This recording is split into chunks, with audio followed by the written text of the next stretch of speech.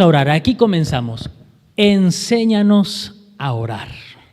Esa fue la petición que hizo un discípulo del Señor. Enséñanos a orar. Y hoy vamos a comenzar una serie todo el mes de agosto. No en todas las reuniones, no en todos los servicios, pero sí en este mes de agosto del año 2024 vamos a enfocarnos a aprender a orar.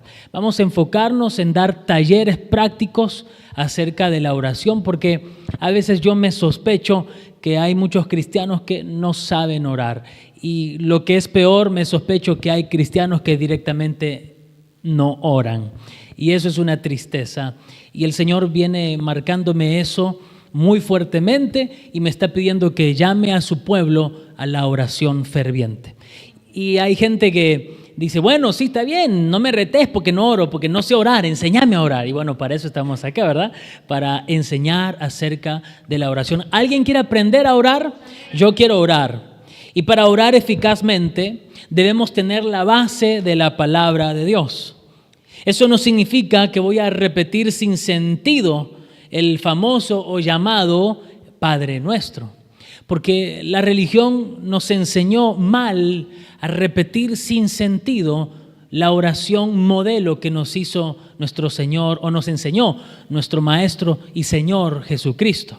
Él dijo, cuando ores, ora en secreto y tu Padre que ve en lo secreto te recompensará en público. Y dice, cuando ores, orarás así. Eso está en Mateo capítulo 6, no lo busques, solo le doy el fundamento bíblico.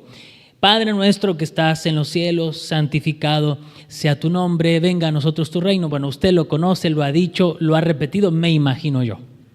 Ahora, enseguida que el Señor termina esta oración modelo, Él le dice a sus discípulos, pero orando no hagan vanas repeticiones.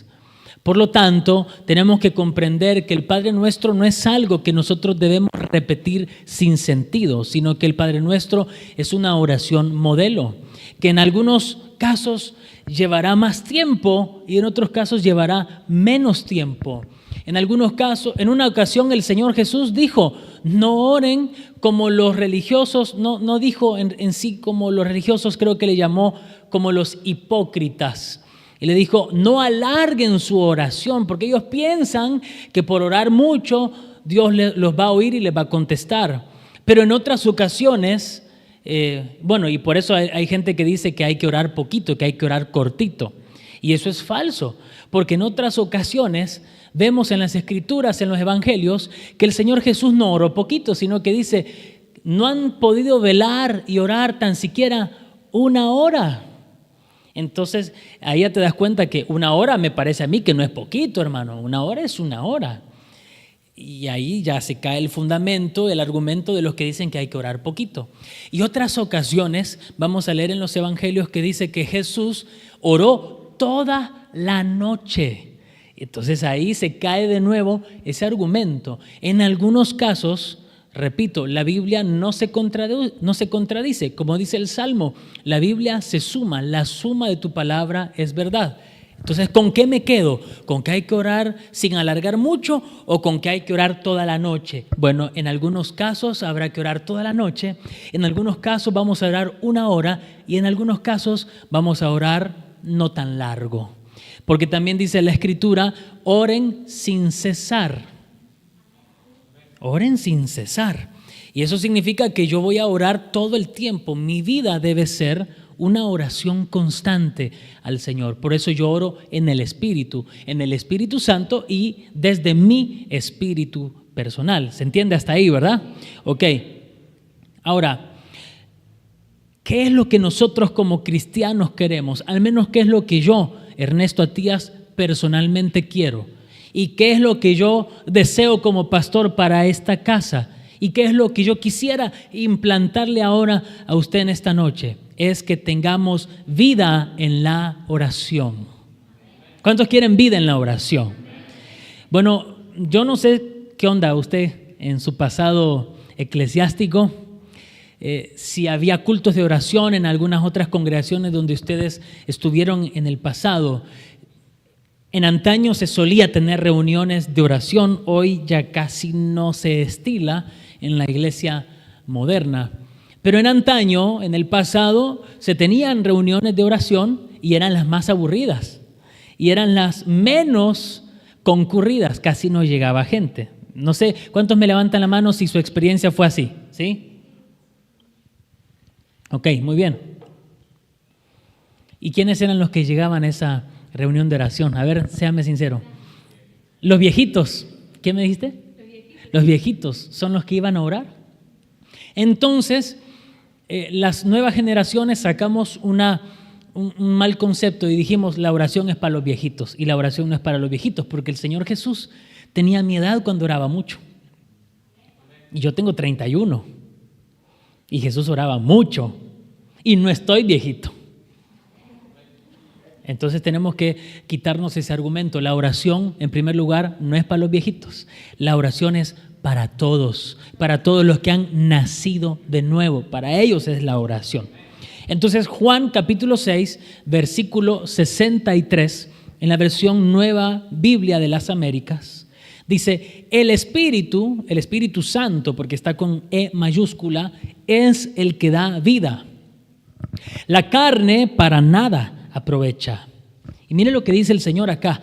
Las palabras que yo les he hablado son espíritu y son vida. Diga conmigo, las palabras de Cristo son espíritu y son vida. Por lo tanto, recordemos lo que dice Juan capítulo 1 y versículo 1 en la versión Nueva Traducción Viviente. Juan capítulo 1 y versículo 1 en la versión Nueva Traducción Viviente dice, en el principio la palabra ya existía. La palabra estaba con Dios y la palabra era Dios. El que es la palabra existía en el principio con Dios. Dios creó todas las cosas por medio de Él y nada fue creado sin Él. La palabra le dio vida, diga conmigo, la palabra le dio vida a todo lo creado y su vida trajo luz a todos. ¿Y de quién está hablando ahí? ¿Quién es la palabra? Si usted se fija, si usted lo nota, si usted puede observar ahí, palabra está con P mayúscula porque no está hablando de palabra escrita como tal, se están refiriendo a una persona. Palabra, cuando hay una mayúscula, se está refiriendo a un nombre propio, está hablando de Jesucristo. Jesucristo es el verbo. En la Reina Valera dice el verbo, en el principio era el verbo. Y en esta versión NTV dice, en la Nueva Traducción Viviente dice, en el principio era la palabra. Cristo Jesús es el verbo, Cristo Jesús es la palabra. Entonces dice que la palabra es lo que le da vida a todo lo creado. Fue la palabra. Entonces A igual a B, B igual a C. El verbo igual a la palabra igual a Cristo Jesús. Cristo le da vida a todo lo creado. La palabra le da vida a todo lo creado. Entonces nosotros podemos orar, pero sin vida. Y nosotros queremos vida en la oración. Hace un tiempo, no recuerdo muy bien hace cuánto, pero bueno, hace un tiempo una persona describió nuestra casa y no se congregaba con nosotros y me gustó mucho. Y él dijo, hay vida en la palabra, hay vida en la oración, hay vida en la alabanza. Y yo dije, qué lindo que hablen así de la casa, porque eso significa que entonces Cristo está aquí. Hay vida. Y yo quiero que haya vida en la oración, que haya dinamismo, que aprendamos a deleitarnos en la oración, que aprendamos a que hay diferentes tipos de oración. Hay oración por los alimentos, hay oración para charlar y hablar con Dios, hay oración intercesora, hay oración de guerra espiritual, hay oración para atar y para desatar y hay oración para liberación. Hermano, hay diferentes tipos de oración. Y luego hay otros niveles como la oración, el gemido, el clamor. Bueno, hay mucho para aprender de la oración y yo quiero que todo el mes de agosto nos dediquemos a aprender a orar. ¿A alguien le entusiasma eso? Entonces yo como pastor quiero que nosotros seamos una congregación que tenga vida en la oración. Y para que tenga vida la oración de la iglesia debe fundamentarse nuestra oración en las Escrituras. Por lo tanto, un primer consejito en este taller, si usted quiere, un primer consejito sería que primero, antes de orar, leamos las Escrituras. Leer, pero yo siempre aconsejo lo siguiente, y perdónenme que sea tan nostálgico, viejo, o tradicionalista, o religioso, si usted quiere, pero yo preferiría que usted use su Biblia de papel. ¿Sí? ¿Cuántos tienen Biblia de papel? Qué bueno.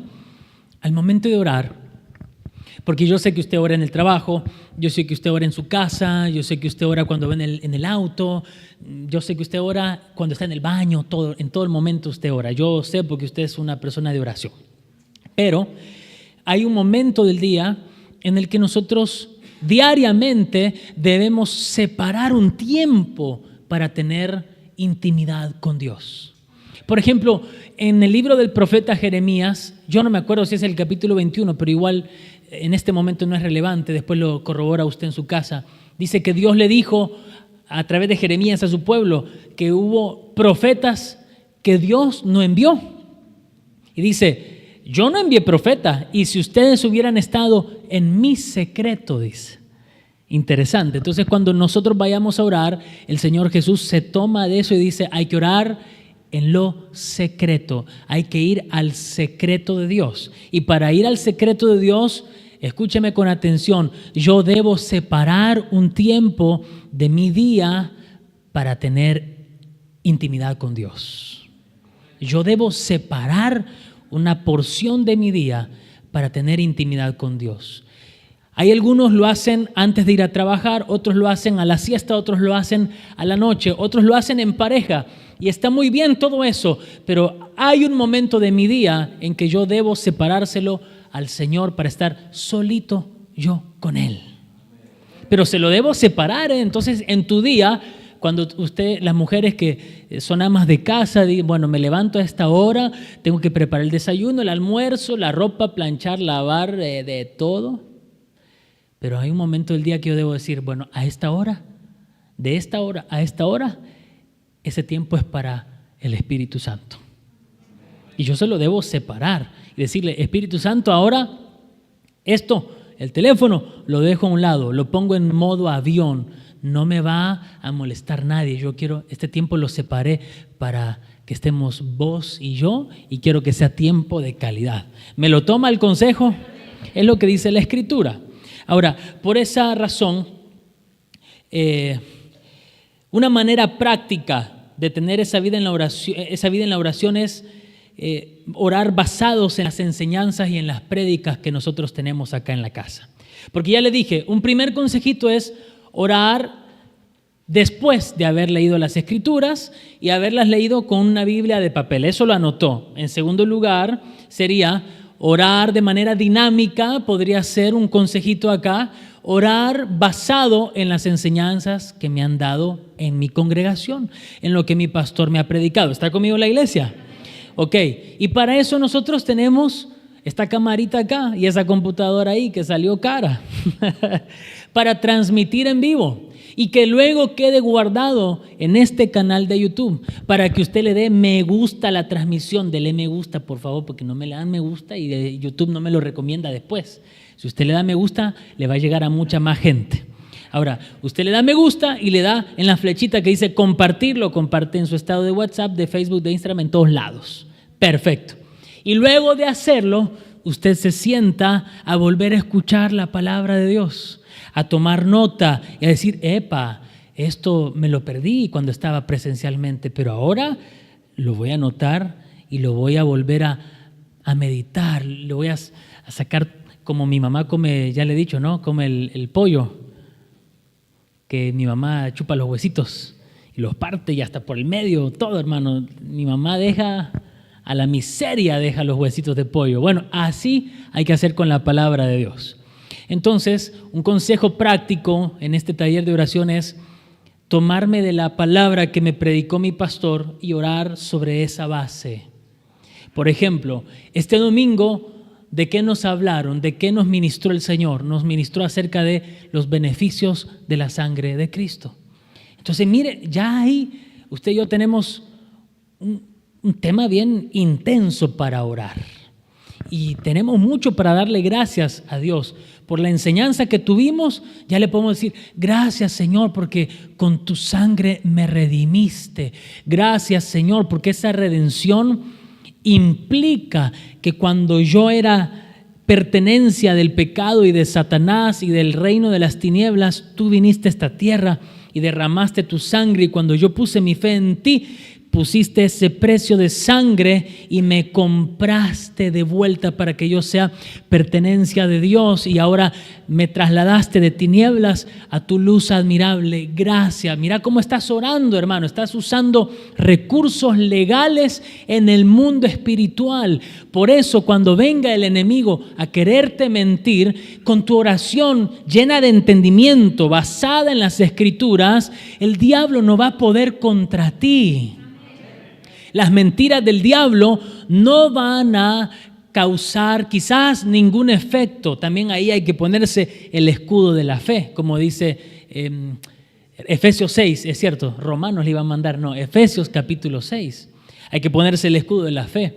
Pero ahí, hermano, orando, basado en esa enseñanza de los beneficios de la sangre de Cristo, puede brotar de mí un cántico nuevo, puede transicionar mi oración a una alabanza, a una adoración, decirle gracias por tu sangre, gracias Señor, gracias, y empezás a descoserte, a derretirte en adoración por el Señor. Y ahí estás basado en lo que te predicamos acá en esta casa, ¿verdad? Bueno, el jueves pasado nos enseñaron acerca de ¿cómo era el título? No me acuerdo, pero era acerca de la excelencia como un estilo de vida. Y entonces yo ahí puedo seguir orando acerca de que Dios me haga más excelente. Y el martes pasado me hablaron acerca de el título era me justificaron, pero ¿soy justo? ¿Cuántos se acuerdan de esa enseñanza? Bueno, ahí ya tenemos 3 tópicos, 3 temas diferentes sobre los cuales yo me puedo basar para que mi vida de oración tenga vida, esté basada en las Escrituras y encima sea dinámica. ¿Alguien da gloria a Dios? Entonces, por esa razón, nuestros cultos, nuestros servicios, nuestras reuniones están divididas en 3. Son 3 cultos a la semana y están divididos intencionalmente de esa manera: martes, jueves y domingo, para que de esa manera lo voy a explicar de esta manera. El primer día de la semana, a diferencia de lo que yo creía cuando era niño, no es el lunes, es el domingo. Así que el domingo le estamos dando al Señor la primicia de la semana. El primer día de la semana se lo estamos dedicando al Señor para tener comunión, adorarle, alabarle, llenarnos de su presencia y escuchar su enseñanza. Y entonces yo el lunes, que es el segundo día de la semana, ¿qué debería hacer yo? Bueno, con el recurso de nuestro canal de YouTube, debería yo de volverme a empapar de la palabra y orar basado en lo que me predicaron o lo que me enseñaron justamente ese domingo. ¿Está conmigo? ¿Me doy a entender? Ok, luego el martes, entonces ese lunes, ese fuego depende de usted. El lunes es su propia intimidad y comunión con el Señor. Si usted después lo quiere hacer familiarmente, bienvenido sea. Pero luego viene el martes, como hoy, y hoy me están enseñando acerca de la oración. Entonces yo luego debo basarme en lo que recibí el martes para que el miércoles mi oración esté basada en lo que yo viví el martes. ¿Se entiende, verdad, hermano? Bueno, y luego viene el jueves, nuestro servicio general. ¿Para qué? Para que el jueves, sí, hermano, póngale fe, hermano, porque el jueves tiene que durar para viernes y para sábado. Bueno, pero por ahí, si usted es uno de esos angurrientos espirituales, usted tiene la transmisión del Pastor Martín los sábados a las 8 de la noche. Así que usted se puede conectar y ahí también beber de esas aguas. ¿Está hasta acá conmigo la iglesia? Y bueno, otra vez el domingo y así sucesivamente. Si usted se compromete y tiene esa disciplina, ese hábito de hacer como yo le estoy diciendo, yo no creo que su fe se venga abajo nunca. No estoy diciendo que no va a haber problemas. Estoy diciendo que usted va a estar siempre fornido espiritualmente para soportar el día malo. ¿Verdad? Vamos a darle un lindo aplauso al Señor, a su palabra en este momento. Ok. Entonces la palabra de Dios es una semilla y la oración es el agua con la que yo riego esa semilla. Entonces el domingo me sembraron la semilla de la enseñanza acerca de los beneficios de la sangre de Jesús. Entonces yo el lunes debí regar con oración esa enseñanza. Para que, hermano, esa enseñanza luego no solo me quede acá a nivel conocimiento, sino que también se me haga rema, que se me revele, para que yo luego pueda ejecutar cláusulas espirituales cuando tenga que batallar espiritualmente. Bueno, yo creo que me estoy dando a entender. Ahora,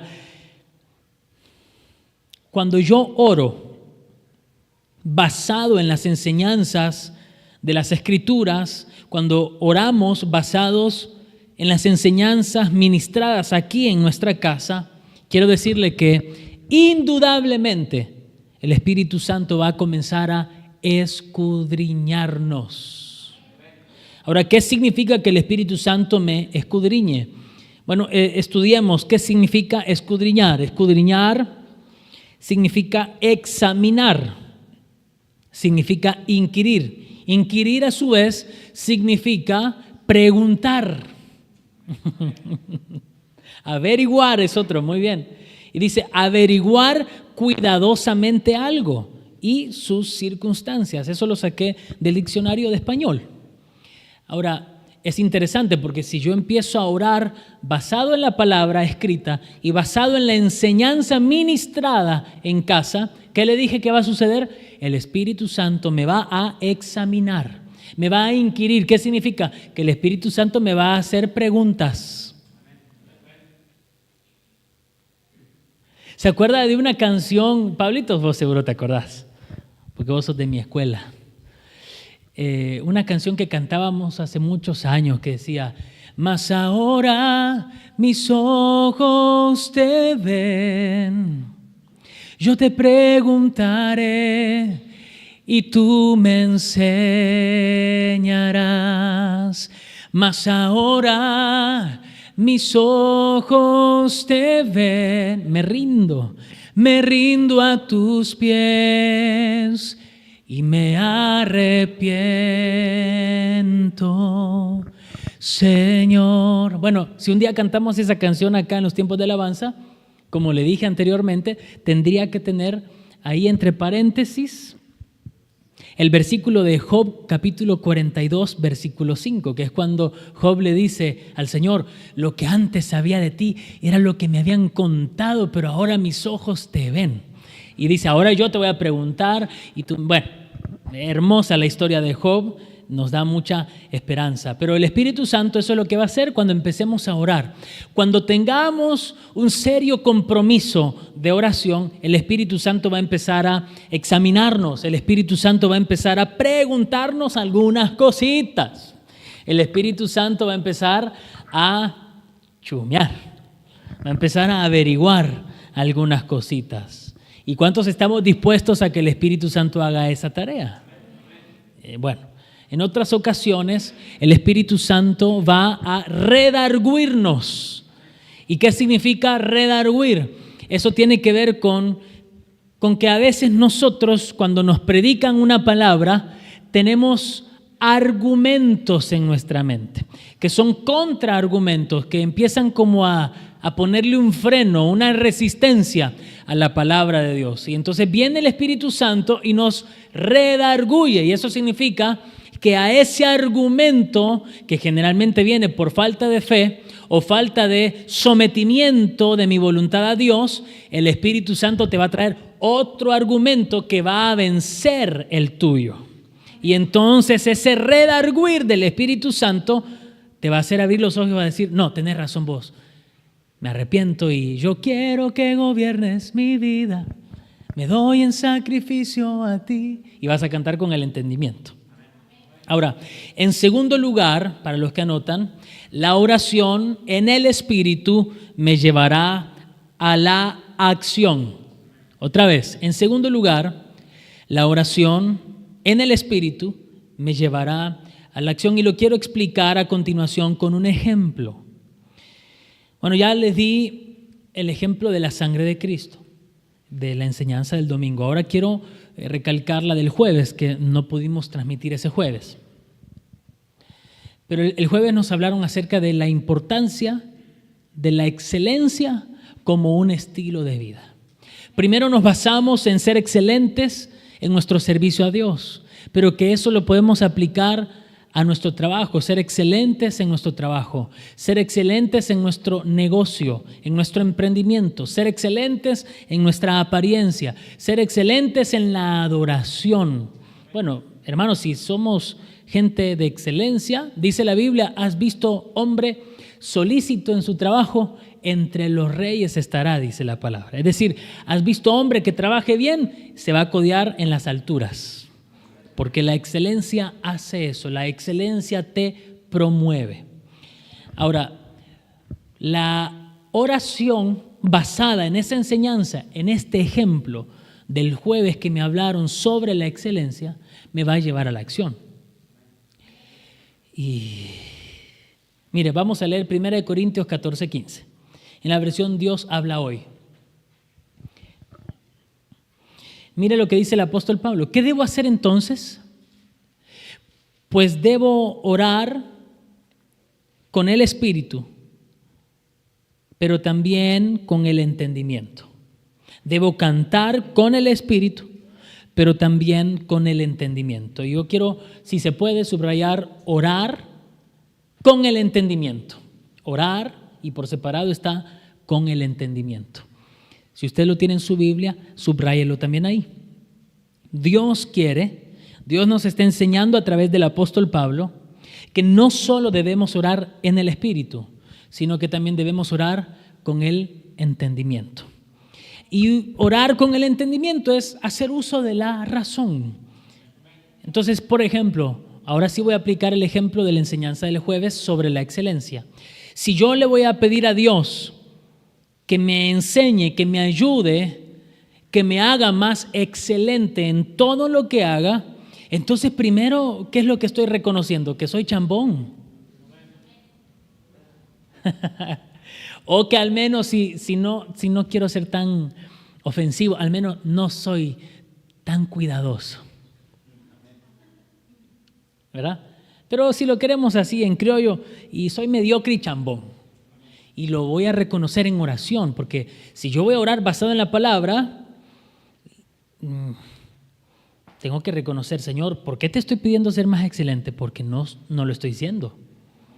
Entonces yo reconozco que mi vida de oración es mediocre.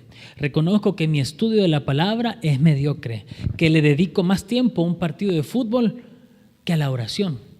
Que le dedico más tiempo a ver una serie que a tener comunión contigo. Entonces, realmente, como cristiano, soy mediocre. Hermanos, si de verdad podemos dedicarle mucho más tiempo a las cosas de este mundo que al Señor, como cristianos, estamos siendo mediocres. Y eso tenemos que reconocerlo de todo corazón.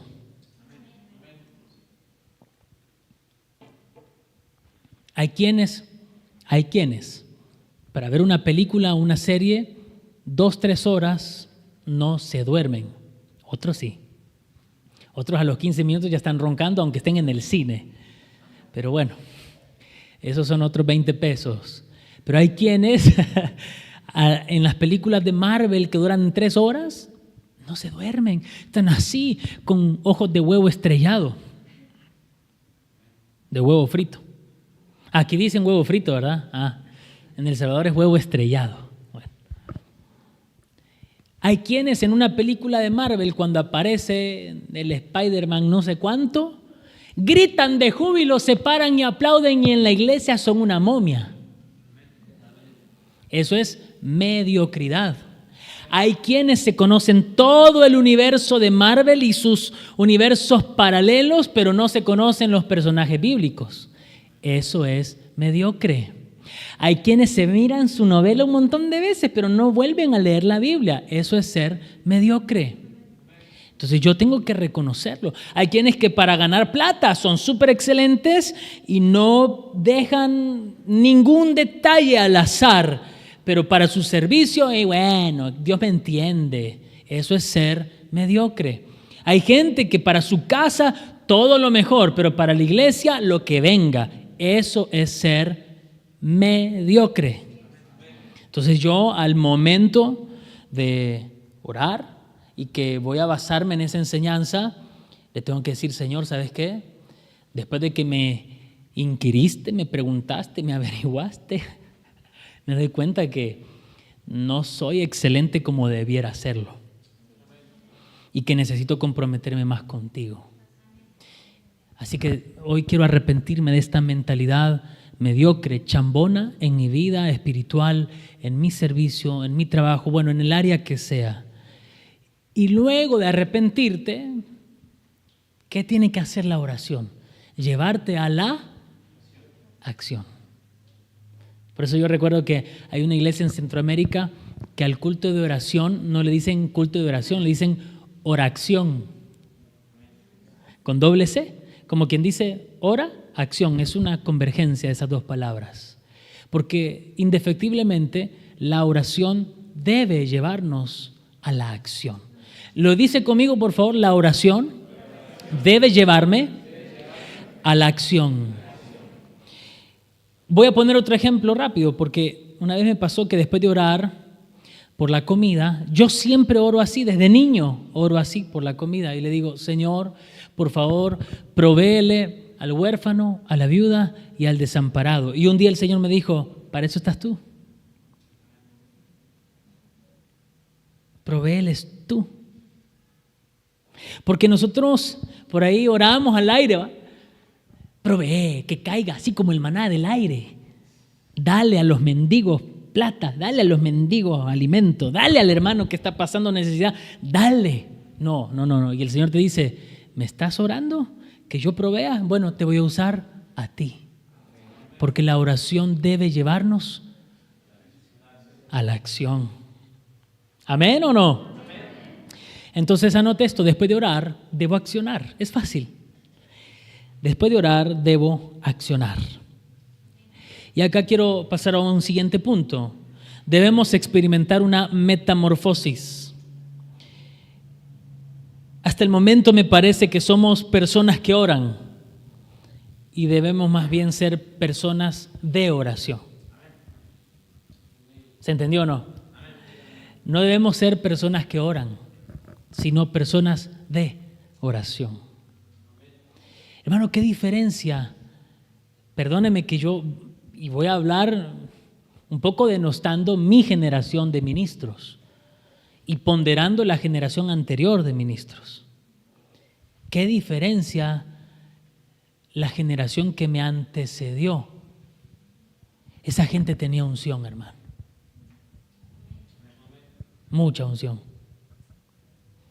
De hecho, la mamá de mi pastor enseñaba esa. Es una frase que ya la hemos dicho acá un montón de veces. Mucha oración, mucho poder. Poca oración, poco poder. Nada de oración, nada de poder. La iglesia del principio, cuando Jesús ascendió a los cielos y quedaron los apóstoles y la iglesia empezó a crecer numéricamente de manera impresionante, era una iglesia no que oraba, era una iglesia de oración. Y hoy por eso quisiera recordar esa frase que un día siento yo que el Señor me dio y es: una iglesia que no ora no es iglesia. Una iglesia que no ora no es iglesia. Y tenemos que tomarnos en serio la oración. La iglesia del principio, justamente porque oraba tanto, porque era una iglesia de oración, ellos experimentaron unos milagros, hermano, que pongámoslo en cordobés, milagrazos.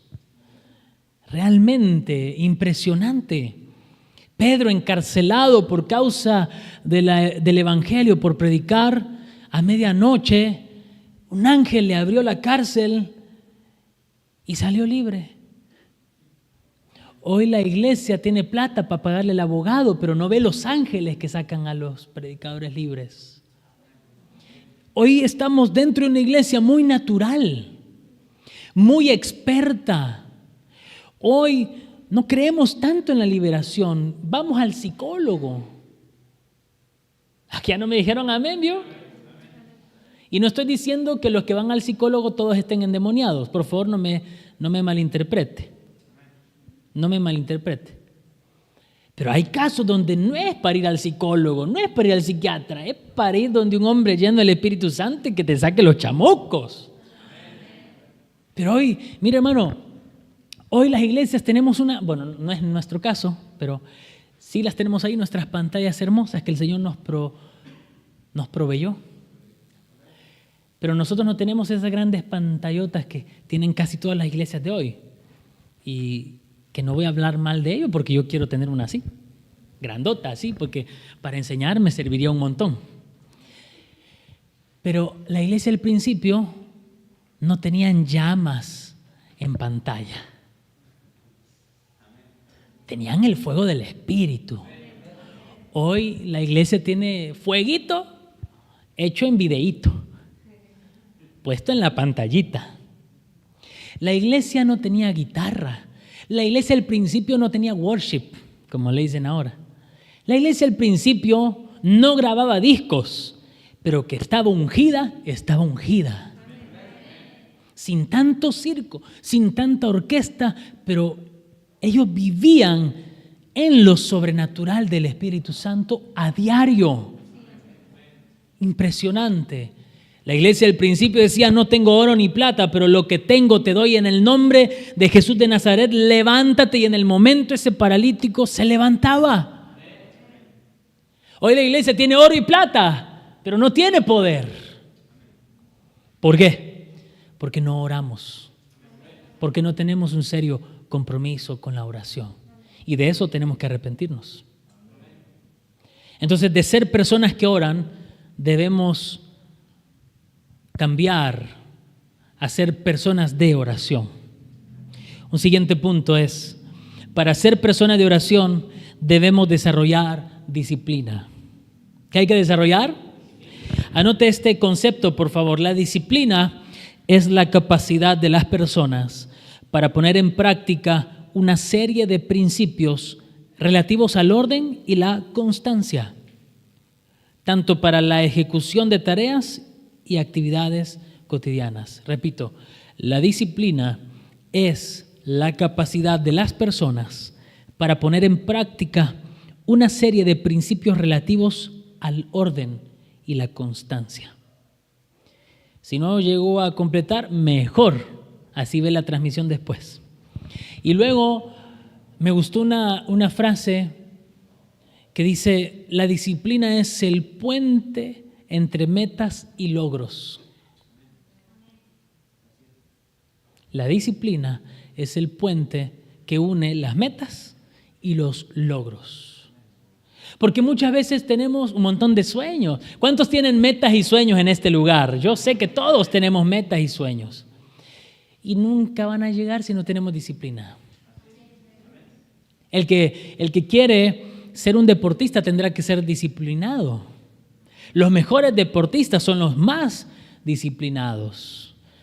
Uno cuando ve los deportistas famosos que han llegado lejos, usted va a escuchar muchos testimonios de gente que dice, yo llegué temprano y fulano de tal ya hacía 1 hora que estaba en el campo de entrenamiento, ensayando tiros libres, practicando penales, practicando esto, practicando lo otro, porque son gente disciplinada. Cuando uno ve el estilo de vida de grandes deportistas, usted va a ver lo que dice justamente el apóstol Pablo, que ellos se niegan a muchas cosas con tal de alcanzar una corona que es pasajera. Y ellos se abstienen. Por ejemplo, usted no va a ver un gran deportista de élite comiendo harinas todo el día. Ellos cuidan su alimentación, porque es pecado. Yo no veo a la gente decirle al deportista, tu deporte no te permite hacer nada. No, el deporte me permite, pero no me conviene. Ahí entendemos más cuando dice el apóstol Pablo, todo me es lícito, pero no todo me conviene. Y yo estoy corriendo la carrera del Evangelio y dice, dice el apóstol Pablo, corran como queriendo ganar la carrera. Porque si no vas a correr queriendo ganar, mejor ni corras. Como dice el dicho de hoy, nuevo, ¿no? El que tiene miedo a morir, que no nazca. Bueno, entonces si yo voy a correr la carrera del Evangelio, yo debo pensar, yo quiero ganar. ¿Cuántos quieren ganar acá esa carrera? ¿Cuántos quieren llegar a decir lo que dijo el apóstol Pablo? He peleado la buena batalla. He acabado la carrera. Hermano, por lo demás, me espera la corona de vida. Gloria, yo quiero llegar a eso. Yo quiero llegar a eso. Pero para eso hay que ser disciplinados. Y Jesús era muy disciplinado, hermano. Nosotros por ahí vemos a Jesús y la humanidad suele ver a Jesús como un hippie. Nada que ver, hermano. Nada que ver. Si hay algo alejado de ser un hippie, es Jesús. Eso es una muy mala interpretación del Jesús de la Biblia, de nuestro Señor. Jesús era un hombre de disciplina. Vamos a tener una metralleta de versículos acá para terminar. Lucas capítulo 3, 21. No lo busque, le va a aparecer en pantalla. Si usted quiere, solo anótelos. Lucas 3, 21 dice, y aconteció que cuando todo el pueblo era bautizado, Jesús también fue bautizado. Y mientras él oraba, el cielo se abrió. Entonces Jesús estaba siendo bautizado y mientras era bautizado, ¿qué hacía? Oraba. Entonces ahí estamos viendo que Jesús ya tenía un hábito inculcado, un hábito desarrollado de oración. Lucas 6:12 dice, en esos días Jesús se fue al monte a orar y pasó, mire, toda la noche en oración a Dios. Y para pasar toda la noche en oración a Dios, hay que haber desarrollado la oración. A ver. ¿Cuántos aquí alguna vez han hecho una vez deporte? Levánteme la mano. Ok. Yo creo que hoy no hay ningún deportista serio acá, ¿no?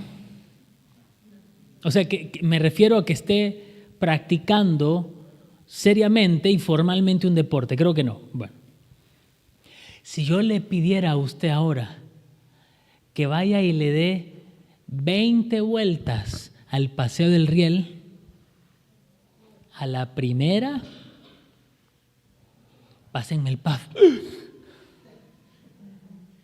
¿Por qué? Porque uno no puede pasar de no hacer nada o casi nada a querer competir profesionalmente. Por lo tanto, si yo veo en Lucas 6:12 que Jesús se fue al monte a orar y pasó toda la noche en oración a Dios, Él no pasó de un día al otro haciendo eso. Jesús ya tenía una vida de oración. Entonces, si yo quiero ser como Jesús y pasar toda la noche en oración a Dios, porque justamente el Espíritu Santo me lleva a eso, yo ya debí haber cosechado un hábito de oración, haber sido disciplinado en mi vida de oración. No voy a lograr ese nivel de nuestro Señor Jesucristo de la noche a la mañana y por obra y gracia del Espíritu Santo. La oración también es una disciplina, anótelo por favor. La oración es una disciplina. Marcos capítulo 1, 35, Dios habla hoy, dice, de madrugada, dígalo conmigo, de madrugada. Cuando todavía estaba oscuro, Jesús se levantó y salió de la ciudad para ir a orar a un lugar solitario. Jesús era disciplinado. Él aprovechaba los momentos de soledad. Cuando todos estaban durmiendo, Él se levantaba cuando todavía estaba oscuro para orar de madrugada. Y dice que buscaba lugares solitarios donde pudiera hablar libremente con su Padre. Pero dice de madrugada. Hay una disciplina ahí de levantarse a diario de madrugada para orar. Lucas capítulo 5, 16 dice, pero con frecuencia Él, obviamente Jesús, se retiraba a lugares solitarios y oraba. Por favor, subrayemos eso que está ahí en grisito. Con frecuencia. Con frecuencia. Jesús se retiraba a lugares solitarios para orar. ¿Cómo hay que orar, hermano? Con frecuencia. Amén. Mateo 26, 44. Dice, dejándolos de nuevo, Jesús, ¿no? Dejándolos de nuevo, se fue y oró por tercera vez. Y dijo otra vez las mismas palabras. Eso es cuando él estaba en el monte Getsemaní y estaba a punto de ser entregado antes de su crucifixión.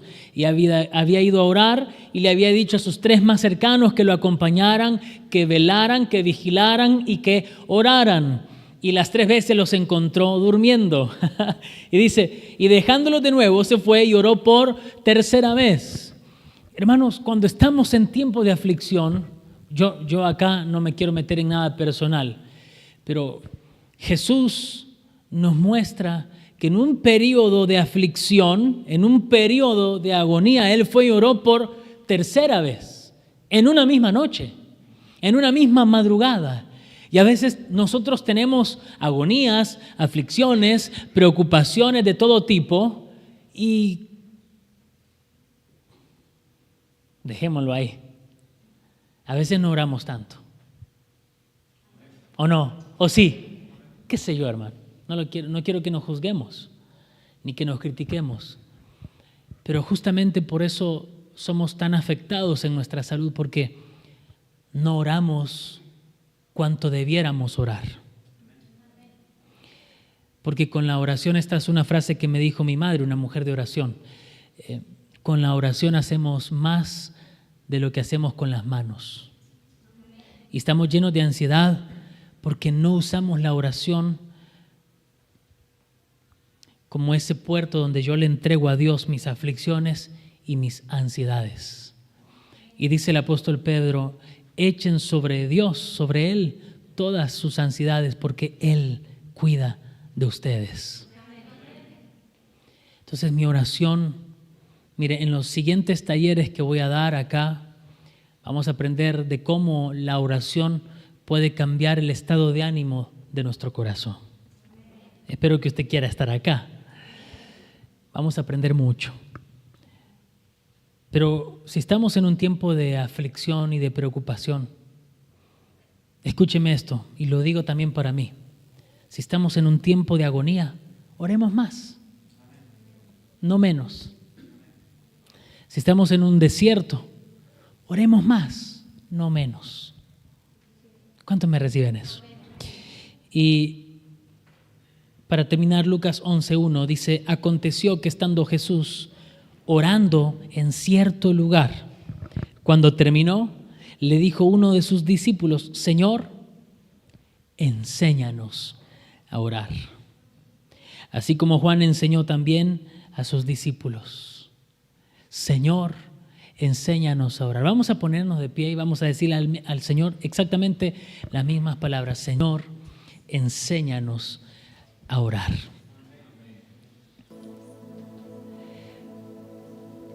¿Cuántas veces esos discípulos habrán visto al Señor Jesús orar? Y habrán pensado, ora distinto, no ora como los religiosos, no ora como los hipócritas, pero es porque debe ser su estilo. Hasta que un día un discípulo notó, no, a mí me parece que la clave del éxito del ministerio del Señor Jesús es como ora. Yo no sé si usted vio la serie esa, Los Elegidos, y cuando muestran justamente esta parte, que vino un discípulo y le dijo a Jesús, enséñanos a orar. ¿Cómo oras tú, Jesús? Y en la serie muestran a Jesús así bien contento, como ahora sí me están preguntando como verdaderos estudiantes. Y yo creo que de verdad, creo que al Señor le habrá contentado, le habrá alegrado que uno de sus discípulos le dijera, enséñanos a orar, porque habrá dicho, este por fin se dio cuenta que acá está la papa, en la oración. Amén. Cerremos nuestros ojos y vamos a orar. Señor, enséñanos a orar. Queremos orar como tú oras. Señor, queremos tomarnos más en serio esa vida de oración.